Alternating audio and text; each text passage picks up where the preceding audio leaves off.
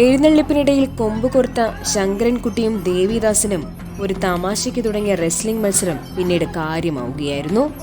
രണ്ടുപേരും പരസ്പരം വിട്ടുകൊടുക്കാൻ തയ്യാറാകാതെ കൊമ്പ് കോർത്തപ്പോൾ പ്രാണരക്ഷാർത്ഥം ആനപ്പുറത്തിരുന്ന ആൾക്കാർ ആനപ്പുറത്തു നിന്നും ചാടി രക്ഷപ്പെട്ടു. മുറ്റിച്ചൂർ അയ്യപ്പൻകാവ് ക്ഷേത്രത്തിലെ ഉത്സവത്തിന് വേണ്ടി കൊണ്ടുവന്ന ആനകളായിരുന്നു ശങ്കരൻകുട്ടിയും ദേവിദാസനും. വൈകിട്ട് 5:30 നടന്ന എഴുന്നള്ളിപ്പിനിടയിൽ കൊടുങ്ങല്ലൂർ ദേവിദാസൻ എന്ന ആന ശങ്കരൻകുട്ടിയെ ആക്രമിക്കുകയായിരുന്നു. ഏറെ പണിപ്പെട്ടാണ് ഇടിപിടി കൂടിയ കൊമ്പന്മാരെ ആനപ്പാപ്പന്മാർ തളച്ച് വാഹനത്തിൽ കയറ്റിക്കൊണ്ടുപോയത്.